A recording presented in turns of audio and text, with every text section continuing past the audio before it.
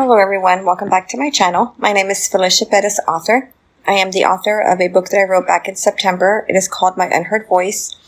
It's a book that I wrote about my childhood sexual abuse. I was abused by my stepfather from the age 5 until I was 12. So in this chapter, it is chapter 7, and I'm going to talk about what happened after the abuse and when I'm starting to move on. So by this time, I am already in 8th grade, and I'm living with my mother. She had a blind date at a friend's barbecue that we went to. And when we got there, we met her date. He was a tall man, with a mustache and, very kind eyes. I remember his kind eyes. So he asked me, if I wanted to listen to music in his car while, he had his date with my mom. So, of course, I said sure. I was bored anyway. I was 14 and, at an adult barbecue, and I was just bored out of my mind. So I did. I sat in his car. He had a older model brown El Camino, and I sat in his car and I listened to music, while they enjoyed the barbecue. So a couple of hours later, he came to the car and he asked if it was okay if he could take me and my mom out to the movies. I said, sure.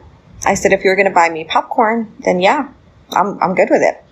So, he laughed and he took us out to the movies, and yes, I got my popcorn.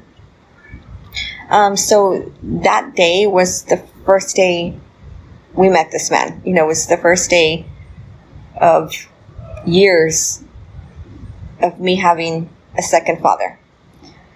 So, after that day, and, looking back, if I could go back, I didn't know then that he was going to play such a big role in my life. I didn't know that. I was having trouble trusting other people, of course. But early on, he told me that he was never going to replace my father. He was never going to try to replace my father.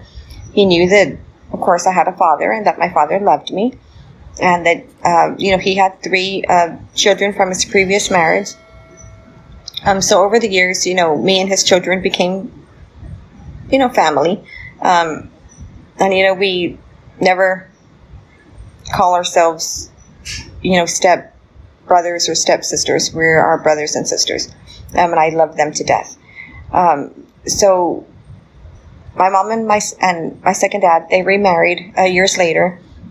And he brought so much laughter and love into our hearts and into our home.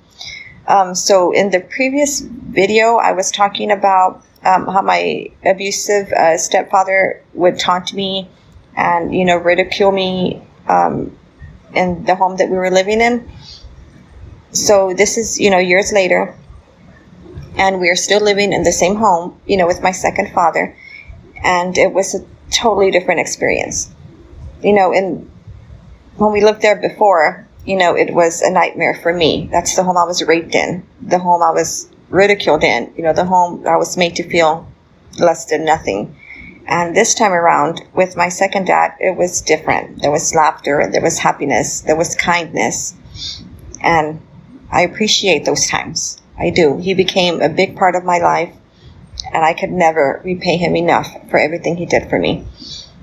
So this chapter talks about love and life after my abuse. There is more, of course, to this chapter, but I'm going to go into the other half of it in a separate video, probably next week, just because I don't want these videos to be too long, because I don't want people to get bored and, not listen all the way. So I'm going to go ahead and cut this video short, but if anybody needs anything, of course, I'm here. You can reach out to me on here. You can comment on my videos, or you can, find me on Facebook or TikTok. Any way is 100% fine. And I thank you so much for watching my videos. If you can please, comment on them, share them. I would greatly appreciate it. And again, I thank you so much for your support. Goodbye.